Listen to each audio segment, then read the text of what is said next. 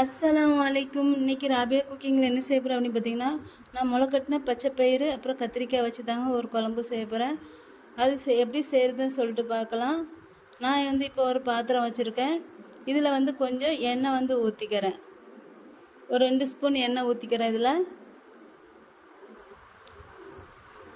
எண்ணெய் காஞ்சதுக்கப்புறம் நான் ஒரு 100 கிராம் கத்திரிக்காய் எடுத்திருக்கேன். இந்த கத்திரிக்காய் நீளமாக கட் பண்ணி எடுத்துக்கணும். கட் பண்ணிவிட்டு இந்த மாதிரி எண்ணெயில் போட்டு ஒரு 2-3 நிமிஷம் வதக்கி எடுத்துக்கணும் இந்த கத்திரிக்காவை.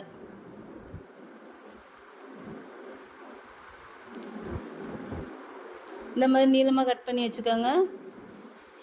இப்போ 2 நிமிஷம் இதை நான் நல்லா வதக்கி எடுத்துக்கிறேன். இதை எண்ணெயிலேட்டு பாருங்க, இந்த மாதிரி வதக்கிட்டு இப்போ இதை எடுத்துக்கலாம். இதை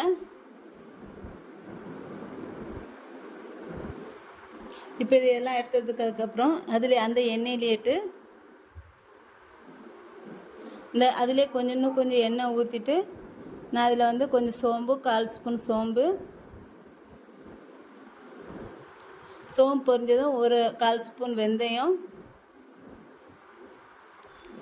அடுத்து கொஞ்சம் கடுகு, இது 3 பொரிஞ்சதுக்கப்புறம் இதில் ஒரு பல்லாரி வெங்காயம் ஒரு வெங்காயம் போட்டுக்கிறேன். கொஞ்சம் பெரிய வெங்காயமாக எடுத்திருக்கேன். அதை நீளமாக கட் பண்ணி 2ஆக கட் பண்ணிக்கணும். அதையும் சேர்த்துட்டு நல்லா வதக்கிக்கணும். இந்த வெங்காயத்தை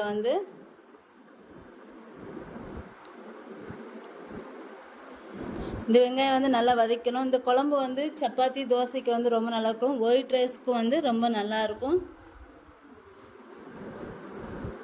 இப்போ இந்த வெங்காயத்தை நல்லா வதக்கிக்கலாம்.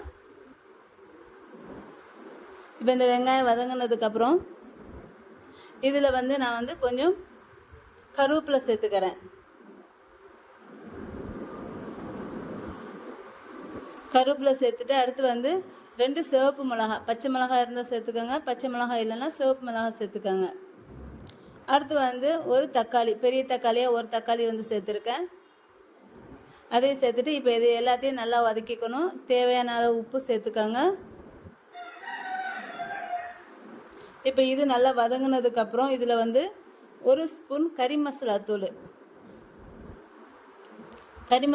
1 ஸ்பூன் போட்டுக்கோங்க.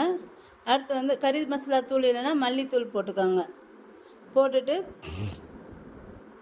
இதிலே ஒரு 1/4 ஸ்பூன் மஞ்சத்தூள் சேர்த்துக்கிறேன்னா. இப்போ எல்லாத்தையும் சேர்த்து நல்லா வதக்கிக்கிட்டு அடுத்து இதில் முளைக்கட்டின பச்சை பயிறு இது நைட்டே ஊற வச்சுட்டு மறுநாள் நான் முளைக்கட்ட வச்சுட்டேன். ஒரு துணியில் முளைக்கட்டின பச்சை பயிறு சேர்த்துக்கிறேன். இது பச்சை பயிறு எவ்வளோன்னா ஒரு 50 கிராம் பச்சை பயிறு. 50 கிராம் பச்சை பயிரை ஊற வச்சு முளைக்கட்டி எடுத்துக்கணும். நான் அந்த 50 கிராம் இதில் சேர்த்துருக்கேன். இப்போ இதை சேர்த்துட்டு ஒரு நிமிஷம் நல்லா வதக்கிக்கணும். இதில் இந்த மசாலாலேட்டு அடுத்து இதில் கரம் மசாலா தூள் ஒரு ஸ்பூன் சேர்த்துருக்கேன் நான். அதையும் சேர்த்துட்டு இதில் இப்போ கொஞ்சமாக தண்ணி ஊற்றிக்கலாம். 1 ஸ்பூன் மிளகாத்தூள் சேர்த்துக்கோங்க காரத்துக்கு.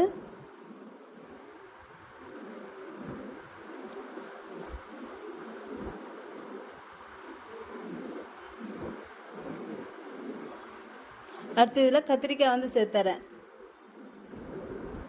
கத்திரிக்காய் சேர்த்துட்டு நல்லா வதக்கிக்கணும். நல்லா கிளறி விட்டுக்கணும். கிளறி விட்டுட்டு இதில் நான் இப்போ தண்ணி சேர்த்துக்கிறேன். தண்ணி சேர்த்துட்டு கொஞ்சமாக இது எல்லாமே சேர்ந்து வெந்து வரணும். இது தண்ணி ஒரு கிளாஸ் தண்ணி சேர்த்துருக்கேன். சின்ன கிளாஸுக்கு 1 கிளாஸ் தண்ணி.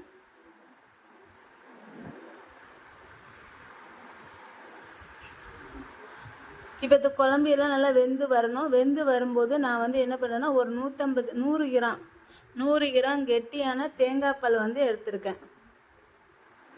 இந்த தேங்காய் பால் ஒரு 100 கிராம் இதில் சேர்த்துக்கணும்.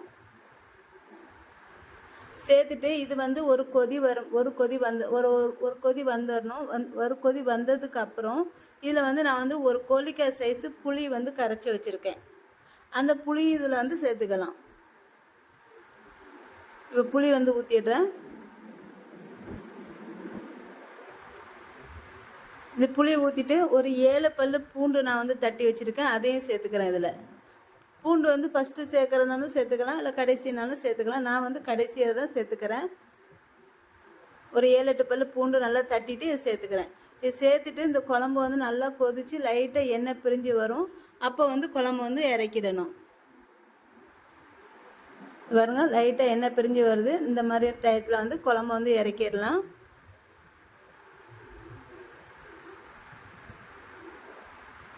கடைசியாக மல்லித்தலை தூவி இறக்கிறேன். கொஞ்சம் மல்லித்தலை தூக்கிக்கோங்க. அவ்வளோதாங்க, குழம்பு வந்து ரெடி ஆயிடுச்சு.